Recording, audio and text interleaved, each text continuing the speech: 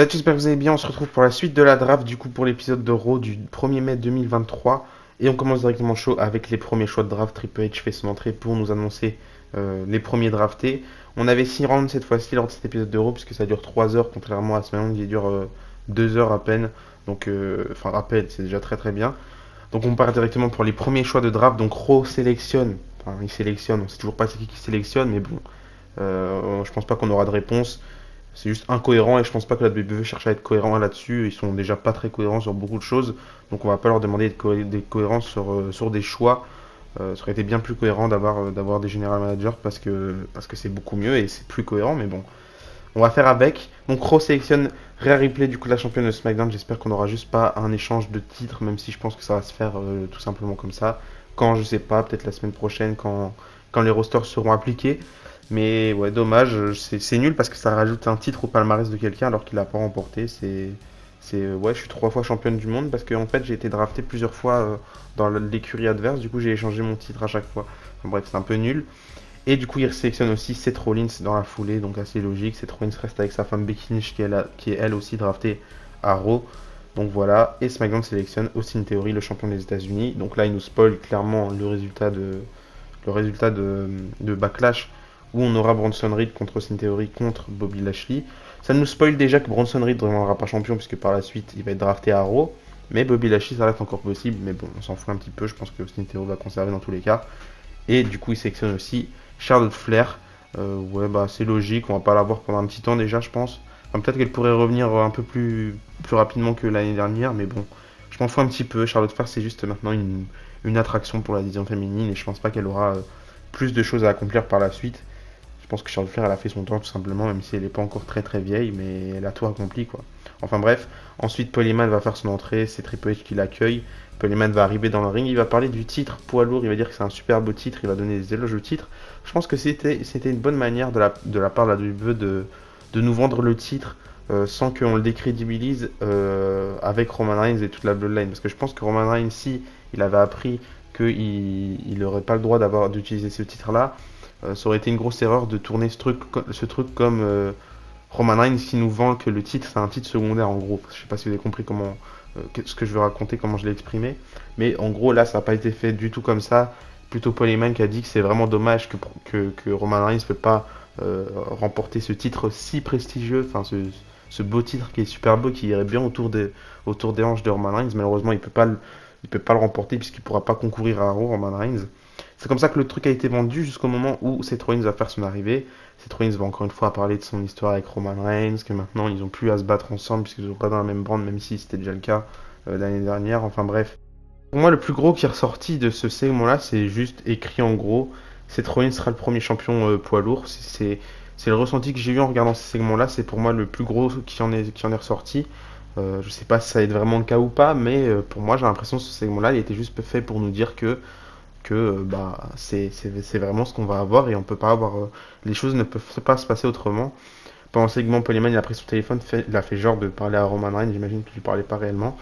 Et il a fait comprendre que Roman Reigns n'était pas très content, donc Seth Rollins a dit que Roman Reigns allait être encore moins content après ce qu'il va faire, parce que là actuellement il pourrait casser la gueule en gros de Paul Heyman, et ça pourrait lui prendre 5 secondes, 4 secondes, et plus il réduit le chiffre de secondes, plus il se rapproche de Paul Heyman jusqu'au moment où Sikoa va débarquer, et ça va être annoncé par la suite.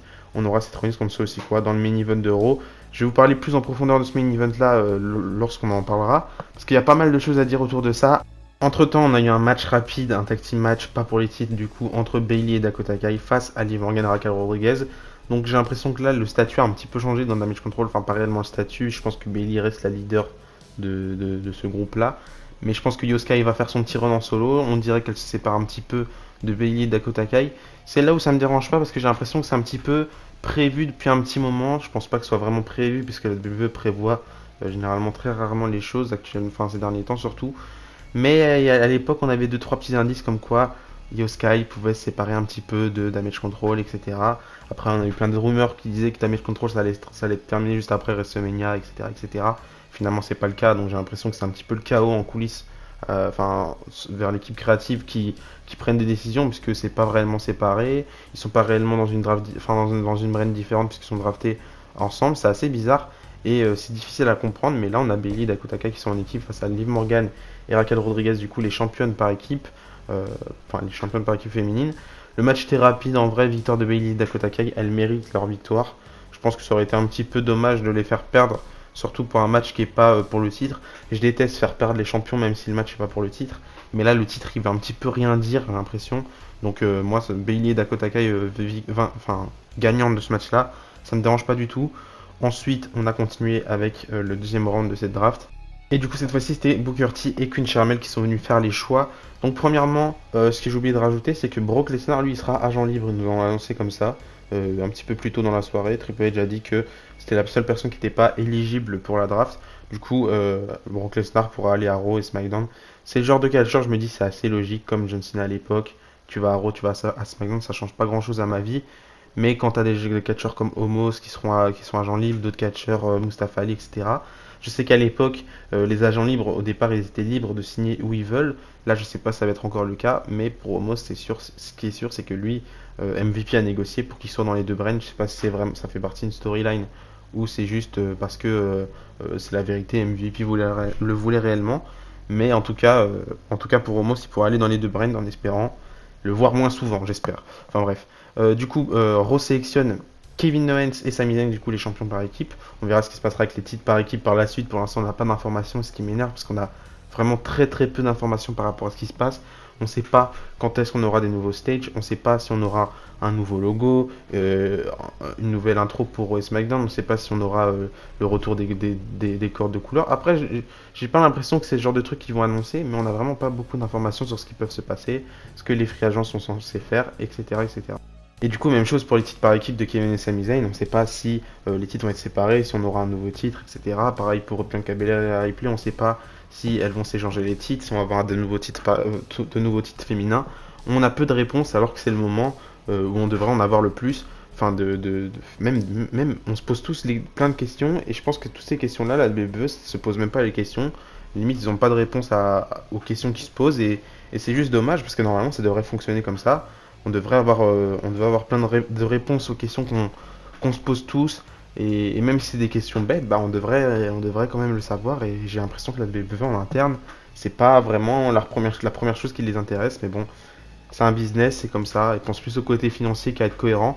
Et je comprends, mais bon, c'est juste un petit peu dommage pour les fans. Et j'espère que par la suite, on aura plus de réponses. Parce que pour l'instant, là, c'est assez flou. Et c'est juste un peu incohérent ce qui se passe. Et en fait, Triple H, il est venu à Raw nous dire il y a pas très longtemps que la draft allait changer le game. Pour l'instant, c'est pas trop le cas, hein. On a juste une draft, rien de plus normal, moins cohérente que les années précédentes. Enfin, les années précédentes, j'ai pas trop regardé, mais moins cohérente que les grosses drafts qu'on a pu avoir. Même celle de 2016 était juste insane par rapport à celle qu'on a eu cette année. Je me plains beaucoup, mais c'est juste mon ressenti. Enfin bref. Du coup, en plus des champions par équipe, Raw sélectionne Judgment Day, du coup Finn Balor, Damian Priest et Dominic Mysterio. Là aussi, pourquoi ils n'ont pas intégré directement Rhea Ripley avec les trois plutôt que de faire Rhea Ripley et Judgment Day séparément. Même s'ils sont draftés dans la même brand, je pense que ça aurait été plus cohérent de tous drafter en même temps. Comme ça te fera un choix de draft supplémentaire pour mettre quelqu'un qui n'aura pas l'occasion d'avoir sa draft à la télé. On en reviendra un petit peu plus tard. Gros coup de gueule par rapport à ça. Et du coup, SmackDown, eux, sélectionnent Latino World Order. Tout le monde, enfin tout compris, donc ils ont fait pas la même chose que Judgment Day du coup. Donc Santos Escobar, Joaquin Wild, Cruz del Toro, Zelina Vega et Rey Mysterio.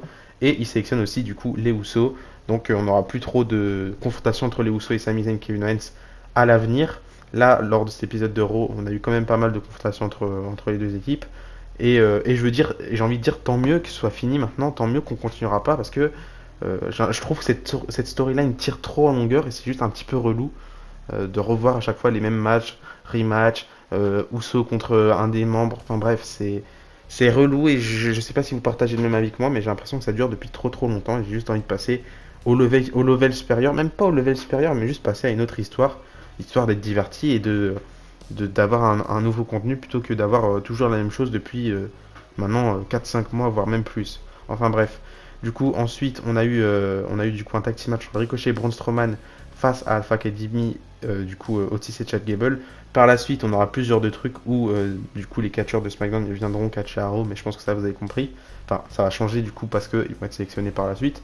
Mais du coup, match assez sympa, victoire de Ricochet Braun Strowman, assez logique. Du coup, ensuite, on est parti pour le troisième round de la draft. Shawn Michaels et Adam Pearce viennent pour faire les choix. Mais on a Brock Lesnar qui va faire son entrée. Donc Adam Pearce, là, va ramener des agents de sécurité. Il va dire respectueusement à Brock Lesnar que comme il veut pas partir, il va devoir laisser les agents de sécurité s'occuper de Brock Lesnar. Mais Brock Lesnar va lui répondre respectueusement qu'il pense que les agents de sécurité ne sont pas assez nombreux pour le faire bouger. Donc là, il ramène des agents de sécurité jusqu'au moment où on entend la musique de Cody qui va arriver par derrière attaquer Brock Lesnar. Il va juste mettre un coup, ensuite ils vont se faire séparer, mais il n'y a vraiment pas une réelle intention entre Brock Lesnar et Cody de s'attaquer. Peut-être un petit peu plus du côté de Cody, puisque c'est le face dans l'histoire, mais du côté de Brock Lesnar, il n'y avait vraiment aucune intention de blesser Cody Rhodes, aucune intention de lui faire du mal.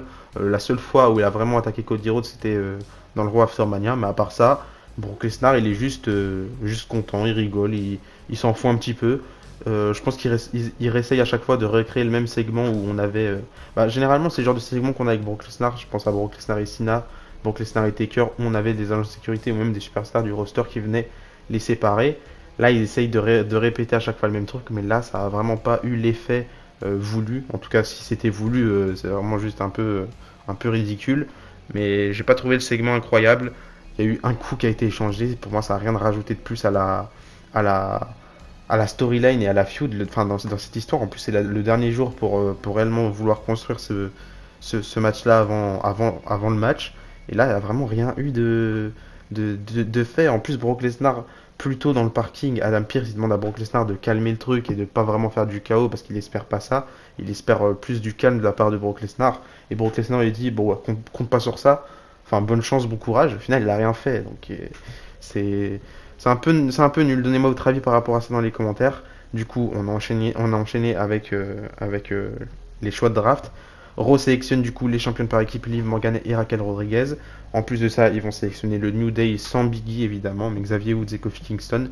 Je vois pas en quoi ça pourrait changer les choses de sélectionner les catcheurs qui sont blessés. Je trouve ça juste un peu bête de pas les sélectionner.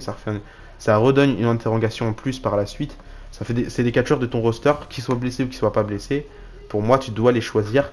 Et c'est assez logique de les mettre dans une brand. Et même s'ils sont blessés, et quand ils reviendront, ils seront dans le roster. Peut-être qu'ils font ça parce qu'ils n'ont pas de plan créatif pour eux, que pour l'instant ils savent pas s'ils vont les mettre dans un Raw ou à SmackDown. Mais pour moi, c'est juste une chose logique. Et ils devraient avoir une longueur d'avance sur ça et pas laisser le temps faire les choses.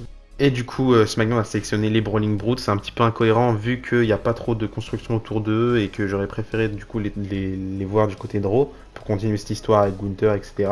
Peut-être pas forcément continuer, mais avoir un truc différent, au moins avoir le retour de Pete Dunne. Et je trouve que son utilisation, elle n'est pas incroyable à Pete Dunne actuellement. C'est un peu dommage, mais j'ai quand même hâte de voir ce qu'ils pourront faire par la suite. Je pense pas qu'ils seront utilisés très fréquemment, mais bon, on verra bien. Et ils ont sélectionné aussi Asuka, là c'est cohérent, puisque du coup elle a fait tout ce qu'elle avait à faire du côté de Raw. Elle a perdu pour le titre de Raw, malheureusement elle retourne à SmackDown et elle va retomber face à Bianca Belair. Bon, enfin bref, on va voir ce qu'elle pourra faire du côté de SmackDown Asuka à ce moment-là. Et ensuite du coup on a eu un match ensemble entre Matt Riddle et Jimmy Uso, quand je vous ai dit que ça continue toujours et qu'on tourne en rond, là vraiment c'est l'exemple parfait. On tourne clairement en rond, Matt Riddle il perd deux fois clean, de manière plutôt clean face à ce Sikoa. Donc logiquement, Matt Riddle, on devrait plus en parler dans cette histoire-là. Mais on recommence avec Jimmy Uso, et je pense que ça va être la même chose à chaque fois. Hein. Quand ce sera terminé avec Jimmy Uso, hop, on partira avec Jey Uso. Mais on a de la chance, ils sont draftés dans des rosters différents. Donc c'est le principal. Et du coup, ce match-là a été remporté par Matt Riddle, mais il l'a remporté d'une manière pas très clean, puisque à l'extérieur du ring, on avait Jey Uso, et Kevin Owens va faire semblant de tomber au sol, puis Sami Zayn va donner une chaise à Jey Uso, et la technique des Diggy quoi, en gros. Et à ce moment-là, il va appeler l'arbitre. L'arbitre, forcément, il regarde ce qu'il fait, et à ce moment-là, Matt Riddle en profite pour remporter le match. Donc victoire de Matt Riddle. C'était un peu plus ridicule qu'autre chose, je trouve. C'était pas réellement sérieux et j'ai pas l'impression que ça nous a fait avancer de plus en plus dans cette storyline qui prendra fin, j'ai l'impression, lors de Backlash avec ce fameux match 3 contre 3. Enfin bref. Ensuite, on a eu le quatrième tour de la draft, si je dis pas de bêtises, où là, cette fois-ci, on avait Rob Van Dam et Eric Bischoff. Eric Bischoff pour faire les choix. Raw a sélectionné Trish Stratus, bon, allez savoir, et Ronda Rousey et Shayna Baszler. Bon, ça c'est assez logique. Et SmackDown du coup a sélectionné Karrion Kross, donc il terminera pas sa feud avec Shinsuke Nakamura. Quand je vous dis que la WWE ils savent même pas ce qu'ils font, c'est vraiment ils savent pas ce qu'ils font. Ils commencent un truc entre les deux, mais finalement ah c'est la draft, merde on a oublié, bah on arrête. Ils auront vraiment pas une longueur d'avance sur les programmes qui commencent. Et ils ont sélectionné aussi LA Knight, je pense pas qu'il aurait été du côté de Raw. Et au moins ça fera quelque chose d'intéressant en plus de ce qu'il y a déjà d'intéressant du côté de SmackDown. Et quelque chose à suivre en plus, même si je suis pas le plus grand fan de LA Knight. Ensuite, on a eu Miss TV avec comme invité Shinsuke Nakamura. C'était pas grandiose ce segment-là. J'ai compris ce qu'il voulait faire dans le fond avec ce segment-là. Il voulait faire un truc rigolo. J'allais dire ridicule, mais non, plutôt rigolo. Où on avait Shinsuke Nakamura qui disait au Miz de dire un truc en japonais. Et ce qu'il disait en japonais, ça voulait juste dire que le Miz, il avait des petites boules. Enfin bref, si c'est Shinsuke Nakamura qui sera le prochain champion poids lourd, bah bien vu, bien vu. Mais ouais, j'ai pas compris, j'ai vraiment pas compris ce qui s'est passé dans cet épisode d'Euro. Ensuite, rapidement, on a eu un match entre Omos et Anthony Alanis, du coup, un catcheur local. Squash de Omos. Bah voilà, toujours la même chose, hein, j'ai pas grand chose à rajouter là-dessus. Juste victoire d'Omos en moins d'une minute, ça le rend pas plus fort parce que c'est vraiment quelqu'un d'inconnu qui l'a battu. Et même s'il bat Mustafa Ali, même s'il bat Dolph Ziggler, bah au final, ça le rend pas plus fort dans tous les cas puisqu'il perd à chaque fois j'allais dire face à des gros catcheurs, mais face à des catcheurs tout court, parce qu'il a même perdu face à Bobby Lashley, que je considère pas comme un grand catcheur comme Brock Lesnar ou quoi que ce soit, mais ça reste quand même Bobby Lashley, mais il perd toujours à chaque fois lors des gros affrontements, donc c'est juste un peu ridicule son booking, mais tant mieux, moi je trouve ça satisfaisant de le voir perdre. Et du coup, on enchaîne du coup avec le 5e tour, avant-dernier tour de cette draft 2023, où cette fois-ci on avait Road Dogg et Molly Holly pour faire les choix. Donc Raw a sélectionné Braun Strowman et Ricochet comme équipe. D'ailleurs, Braun Strowman s'est remis très vite finalement de sa concussion, j'allais dire, de sa commotion cérébrale. Donc tant mieux pour lui. Je pensais que ça allait mettre bien plus de temps pour lui de se rétablir, genre une semaine ou deux, enfin 2-3 semaines. Et ils ont sélectionné aussi Bronson Reed. Donc là, encore une fois, quand je vous ai dit que c'était un petit peu un spoil, là c'est quand même un sacré spoil que la WWE nous délivre là en disant que Bronson Reed est drafté du côté de Raw. Et SmackDown a sélectionné du coup Shotzi, on s'en fout un petit peu. On aurait pu le savoir sur les réseaux sociaux plutôt que dans cet épisode d'Euro. Et de NXT, ils ont choisi l'équipe Pretty Deadly qui ont fait tout ce qui était possible. Ils ont été champions par équipe d'NXT, champions par équipe d'NXT UK. Donc ils pourraient être champions par équipe d'Euro et SmackDown. Et je pense que ce sera vraiment une première d'avoir tous les titres par équipe. Un peu comme Rhea Ripley l'a fait. Elle a eu tous les titres mondiaux féminins possibles à la WWE. J'espère pour eux, et en tout cas j'espère que ce sera juste pas transformé en une grosse blague Pretty Deadly, parce que là ils méritent vraiment d'avoir un bon petit truc. Je trouve que c'est une équipe assez intrigante et assez divertissante, donc pourquoi pas. Ensuite on a Judgment Day qui est arrivé dans le ring pour faire une petite promo que j'ai pas vraiment retenue. Tout ce que j'ai retenu de cette promo là et tout ce qui était à retenir, je pense, c'était juste que Dominic Mysterio a toujours une grosse hit autour de lui. Il a vraiment pas le temps de parler. Et tant mieux pour lui, en vrai, ça fait des réactions autour de lui. Comme on dit à chaque fois dans le catch, le principal c'est d'avoir une réaction, qu'elle soit mauvaise ou qu'elle soit bonne. Tant que tu fais réagir le public, c'est le principal. Je pense que c'est l'un des seuls sports où se faire huer, c'est vraiment pas un drame. Mais par contre, avoir zéro réaction, c'est vraiment, là c'est la catastrophe. Et du coup, ça a tourné en mixed tag team match, histoire de continuer encore une fois cette feud entre Judgment Day et LWO, où on avait du coup Damian Priest, Dominic Mysterio et Rhea Ripley face à Rey Mysterio, Santos Escobar et Zelina Vega Judgment Day accompagné de Finn Balor. Donc on n'avait pas de Finn Balor dans ce match-là. Je pense qu'ils essayent de le protéger pour le titre poids lourd. Je pense qu'il sera plus du côté du main event d'Euro plutôt que dans la division par équipe, et tant mieux pour lui. Victoire de Judgment Day, encore une fois. Damian Priest qui va faire le pin sur Rey Mysterio. Visiblement, LWO vont jamais gagner de match. Et Damian Priest va à chaque fois battre Rey Mysterio. C'est incroyable. Et du coup, on passe au 6e tour et dernier tour de cette draft 2023. Restez quand même bien jusqu'à la fin de cette vidéo, puisque je vous donnerai les drafts supplémentaires qui ont été faits lors de Raw Talk juste après l'épisode de Raw. Et juste après, du coup, le main event entre Seth Rollins et Solo Sikoa. Mais du coup, cette fois-ci, on avait JBL et Teddy Long qui venaient pour choisir, pour faire la draft, enfin bref. Du coup, Raw a sélectionné Alpha Academy, Otis et Chad Gable, que j'aurais peut-être préféré voir du côté de SmackDown, histoire de changer un petit peu. Mais comme ils vont feud avec Maximum Male Model, je pense que c'est assez logique qu'ils restent du côté de Raw. Enfin, feud, faire ces trucs rigolos avec Maximum Male Model. Et ils ont sélectionné aussi de NXT Katana Chance et Kaden Carter. Je le voyais pas trop venir vu qu'ils défendent, enfin vu qu'ils allaient challenger Alba Down Alba Fire et Ayla Down pour les titres par équipe ce soir à NXT. Je me suis dit s'il y a une des deux équipes qui gagne, je me suis dit qu'ils allaient remporter les titres par équipe pour rester à NXT avec les titres par équipe de NXT. Mais finalement, si une des deux gagne, dans tous les cas, elles montent tous les deux dans le main roster. Enfin, les deux équipes montent dans le main roster.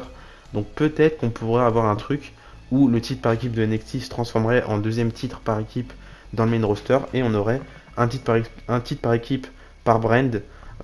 Et ça pourrait être un truc intéressant. Je suis plutôt pour. Ça peut permettre de mettre en avant un peu plus la division par équipe féminine et en faire quelque chose. Déjà qu'ils galèrent un petit peu avec la division par équipe, la division féminine tout court. Là, ils ont peut-être un truc pour essayer de mettre en avant tout ça et de faire quelque chose de bien. Donc pourquoi pas au final.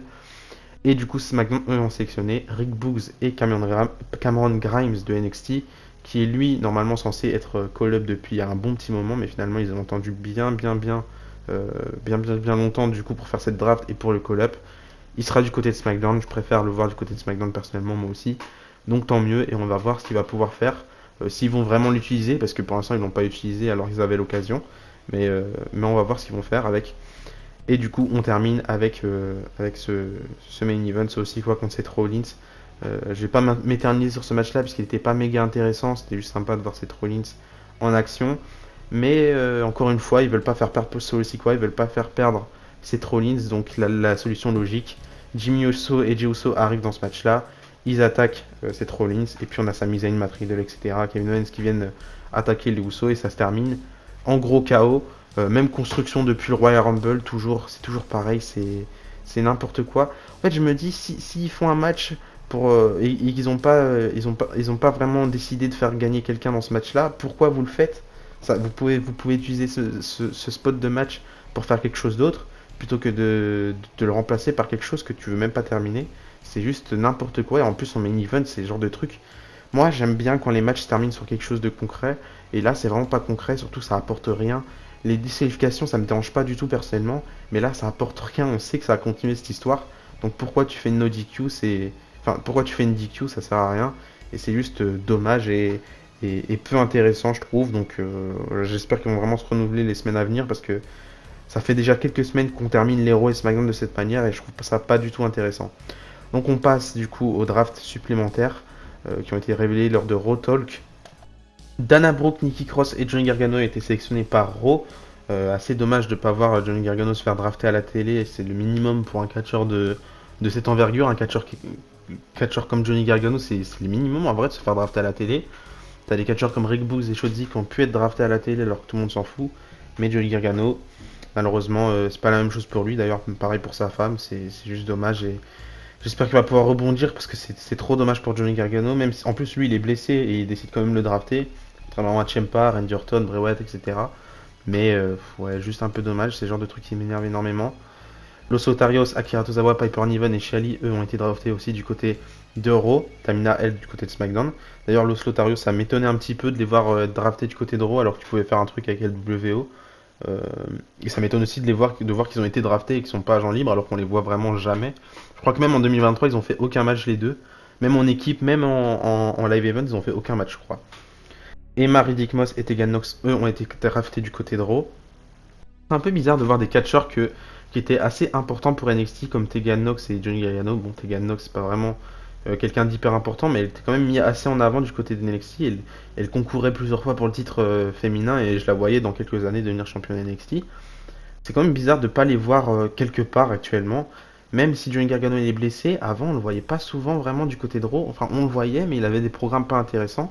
C'est juste incompréhensible et ça te fait poser des questions. Qui est-ce qui gère les shows? Parce que je pense pas que ce serait vraiment l'envie de Triple H de prendre tous ces catcheurs qu'il aimait beaucoup du côté d'NXT et rien en faire. C'est incompréhensible. Enfin bref, on a eu des free agents aussi. Baron Corbin, encore une fois, quelqu'un qui était plutôt respecté à l'époque du côté d'NXT et même dans le main roster qui ne servera à rien.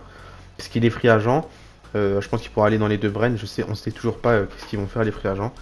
Shelton Benjamin et Cedric Alexander qui seront à free agent eux aussi. Donc on a des équipes comme Hitro qui servent pas à grand chose, mais Shelton Benjamin et Cedric Alexander, eux, sont pas draftés, contrairement à eux. Xion Queen d'NXT qui sera call-up mais qui sera free agent, comme Von Wagner du coup. Je sais même pas c'est qui en vrai Xion Queen, j'ai même pas regardé un de ses matchs, ça m'intéresse pas du tout. Elias, lui, contrairement à Rick Books, il n'est pas drafté, c'est pas cohérent, On dirait qu'il y avait une histoire de créer entre les deux, mais finalement non, il y en a un qui est drafté, l'autre qui est agent libre, c'est pas compréhensible. Ensuite, on a eu d'autres choix supplémentaires du côté de Raw. Encore un call-up de NXT. Indus Sher, du coup, Jinder Mahal, Sangha et Veer Mahan. Jinder Mahal et Veer Mahan qui étaient déjà du côté de Raw à l'époque. Sangha, je le connais pas du tout. Et ça m'intéresse pas du tout dans tous les cas, on les voit même pas du côté de NXT. Odyssey Jones aussi, qu'on connaît pas du tout. Personnellement, je le connais pas. Je l'ai vu seulement à Level Up et c'est pas intéressant. Donc, on va savoir pourquoi. Et pour terminer, Grayson Waller, qui j'espère aura un grand futur à la WWE, qui est drafté du côté de SmackDown. Et je l'attendais personnellement. Mais Mister Irrelevant, du coup, qui est drafté à la fin. Je sais pas pourquoi. Allez savoir. C'est la fin de cette vidéo. J'espère qu'elle vous a plu. Donnez-moi votre avis dans les commentaires par rapport à cet épisode d'Euro. Et d'ici là, je vous dis à la prochaine. N'oubliez pas, tant que le cache à l'espoir. Bisous, bisous.